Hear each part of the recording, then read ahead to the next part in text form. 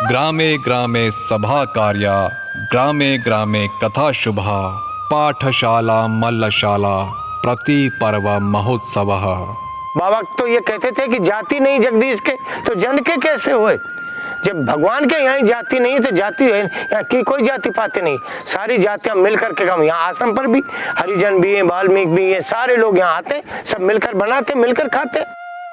राष्ट्रीय स्वयंसेवक संघ की प्रेरणा से जयपुर प्रांत के गांव में ग्राम समिति के माध्यम से ग्राम वासियों द्वारा किए गए विकास कार्यों के सकारात्मक परिणाम।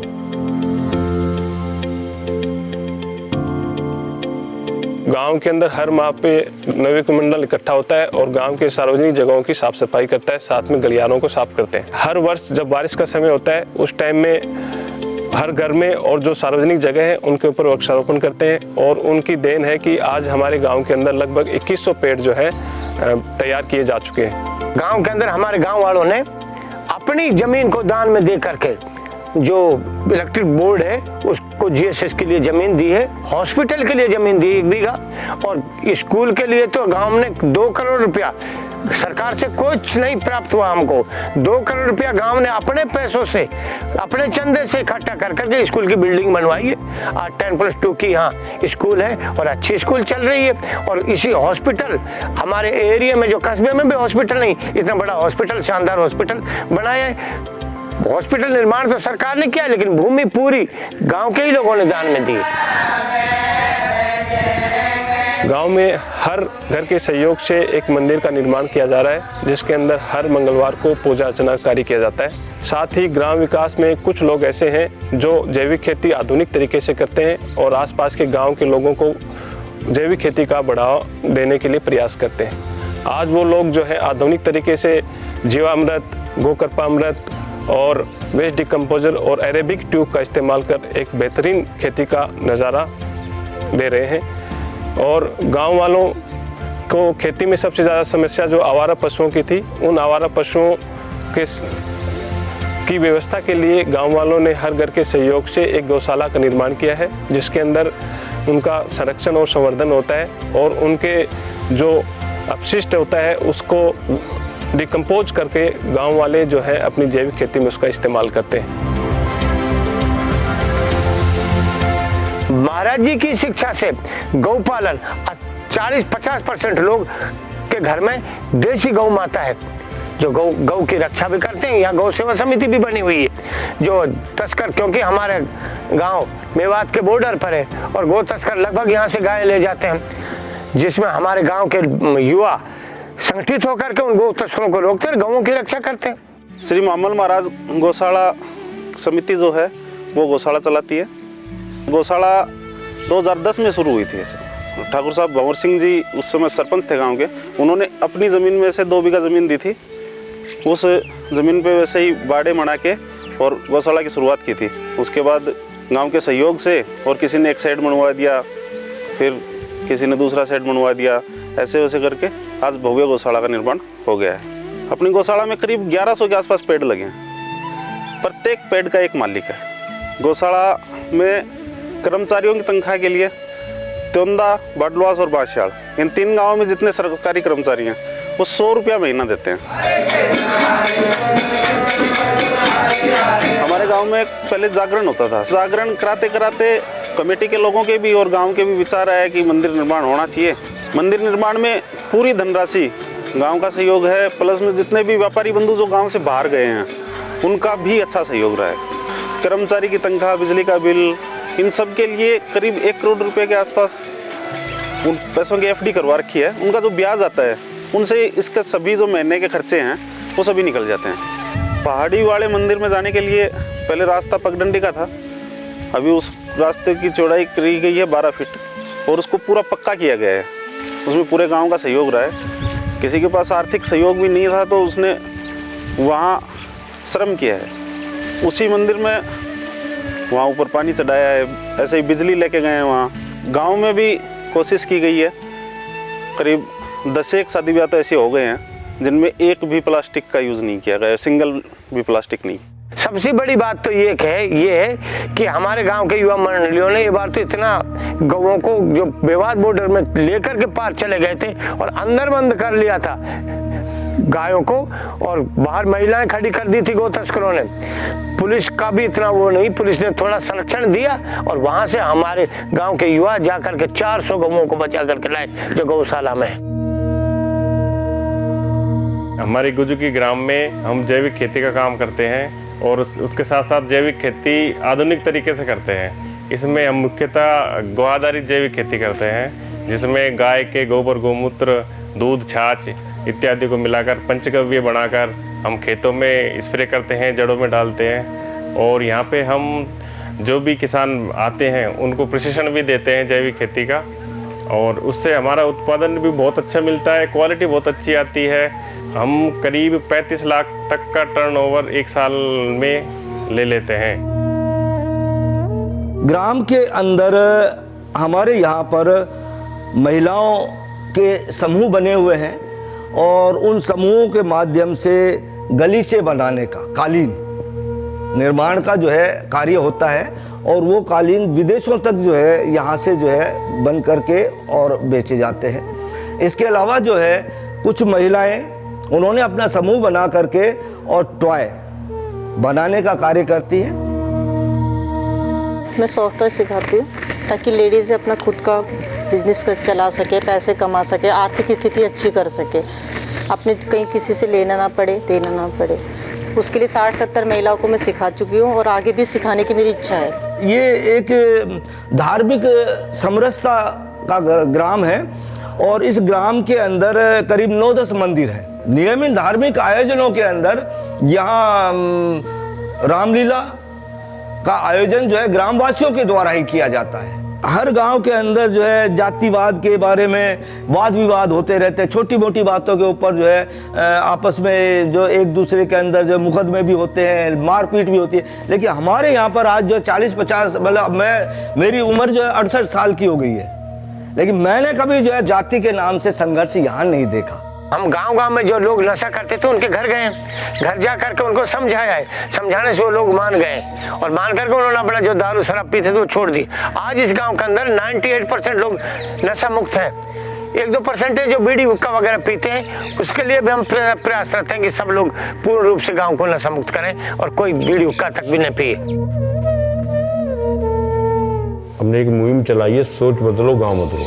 इससे अपन जा के प्रचार कर रहे हैं साहब, गांव-गांव में जा रहे हैं। ये स्पेशल इस तरीके से है साहब कि इसमें बहुत स्वच्छ और सफाई का ध्यान रखा गया है और किसी प्रकार से गंदगी का या सीसी रोड वगैरह या किसी अन्य व्यवस्था से कोई दिक्कत नहीं है।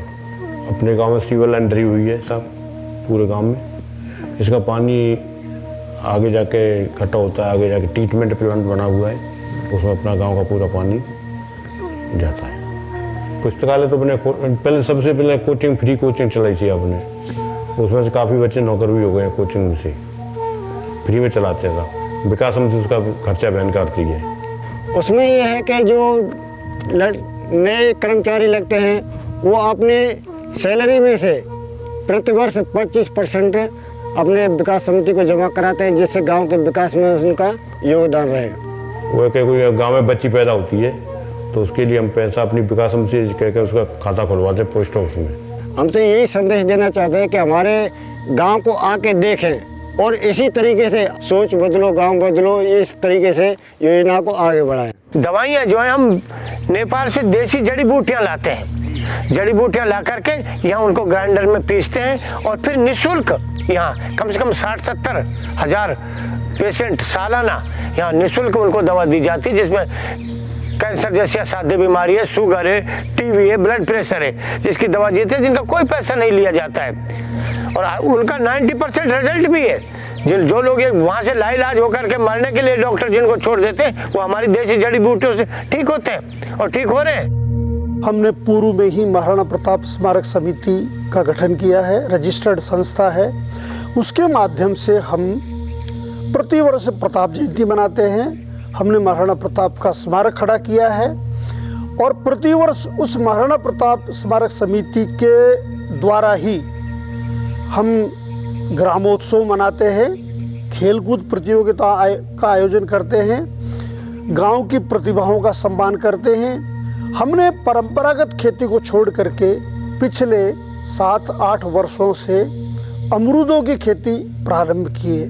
प्रारंभ में 5 परिवारों ने शुरू की, लेकिन आज लगभग हर परिवार अमरूदों की खेती से जुड़ा हुआ है। हमारे गांव के पास में ही एक ऐसी बस्ती है जिनका पूर्ण व्यवसाय वेश्यावृत्ति है। हमने ये विचार किया कि यह समस्या एकाएक तो मिट नहीं सकती, लेकिन कालांतर में यदि प्रयत्न किया तो इस समस्या का समाधान हो सकता है। और हमने योजना पूर्वक वहाँ के बच्चों को विद्या मंदिर में ला करके संस्कार देना शुरू किया। वहाँ हमने एक संस्कार केंद्र शुरू किया।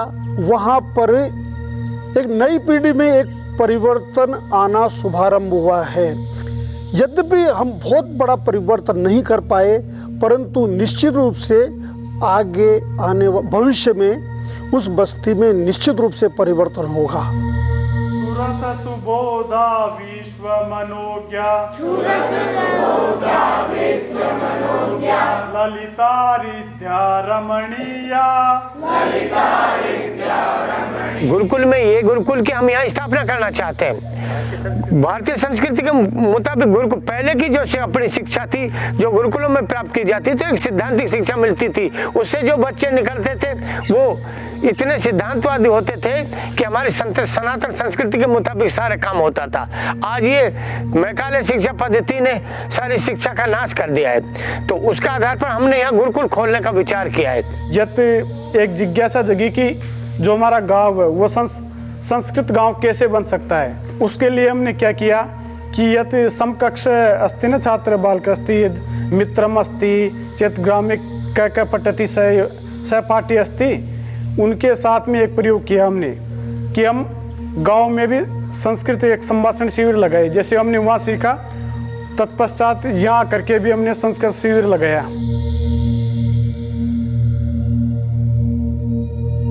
संस्कृत शिविर लगाने के बाद में यत् बालका सन्ति न लघु लघु बालका अस्ति या फिर ज्येष्ठ अपि अस्ति महिला अपि अस्ति तस्य कृते भी प्रयोगम कूर्मः यत् बालिका अस्ति, यानी सभी लोग, यानी कि जो बालक बच्चे जो भी है सबको हमने संस्कृत सिखाया।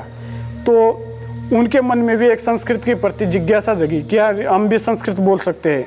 इस गांव में एक शमशान है जिस पर सभी जातियों के लोग अंतिम क्रियाएं करते हैं और मंदिरों में सभी जातियों का प्रवेश है, कोई भी भेदभाव नहीं है। जो पानी भरने के स्थान है, कुएं और हेड पंप है, वहाँ पर सभी जातियों के लोग आपस में पानी भरते हैं, कोई वहाँ पर भेदभाव नहीं है। ग्रामे ग्रामे गृहकुट्याम बाल वर्ध युवासपि संस्कृतस्य प्रचाराय यत्नम कुर्यात् हर्निशम्। हमारा लक्ष्य और हमारा ध्येय शुरू से यही रहा है कि गांव-गांव, घर-घर, ढाणी-ढाणी में, झोंपड़ी-झोंपड़ी में जाकर के संस्कृत का प्रचार और प्रसार दिन रात बड़े बालक, बूढ़ा और जवान सबको जो दिन रात यही प्रयत्न करना चाहिए कि संस्कृत का प्रचार प्रसार हो। महिला उत्थान के लिए हमने महिलाओं को प्रशिक्षण दिया। उस प्रशिक्षण के दौरान महिलाएं जैसे दिवाली के अंदर LED का काम चालू करा था, बैग्स का बना रहे हैं और अभी भी बैग का काम सुचारू रूप से चल रहा है। और अभी आने वाले त्यौहार जैसे होली के अंदर हम कलर का काम चालू कर रहे हैं ताकि महिला खुद घर पे बैठ के कलर का काम बना के और बाहर मार्केट में उसको उतार कर अपना स्वावलंबी रूप से काम चालू कर सके। खूब याद से बाढ़ में एक बाई भी जन्मी आई थी अपने बाढ़ की साल तुम्हारे बहुत ज़्यादा पानी आया है और सबने गाय भैंस के बुआ कर लेगा। माँ का कच्चा घर है न तो सब पड़ गया और मैं तो फिर वो अत्यता पानी आगा खूब माथा ऊपर है जी में सुई अत्यता में कड़ और बग गया। ये गांव है ना इधर जी में बग लिया सब छांदेल खुर्द में छांदेल में छा ने ले ले डांडा डोरा ने छोड़ गा। एक गाय भी आई थी जे अतरो बच्चों है जिन्हें सबने बुआ लेगा बहेगा सब। उसके बाद में RSS के प्रेरणा से जो राजस्थान बाढ़ पीड़ित एवं पुनर्वास समिति थी तो उन्होंने अपने घर घर जाकर जो चंदा इकट्ठा किया, उसके अलावा अन्य सहायता करी। और उसके बाद में यहाँ पर 64 मकान बनाए गए।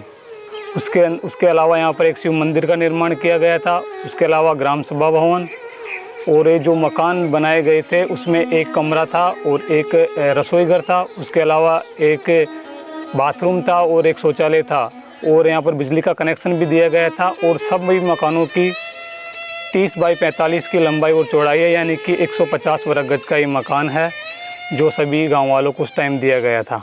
विकास समिति में जैसे गांव का कोई भी काम होता है तो बैठ के हम जो जैसे गुलाल का होता है, गुलाल, सातिया, बांदरवाल और ये ओम पत्ता कहें, ये सारे काम इसमें चलते हैं। हर वर्ष में 200 पेड़ लगाए जाते हैं, उनकी देखभाल करते हैं हम।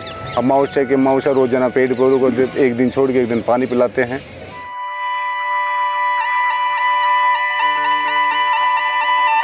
ये थी प्रभात ग्राम की कुछ झलकियां। 24 प्रभात एवं 62 उदय ग्रामों में परिवर्तन की यात्रा चल पड़ी है।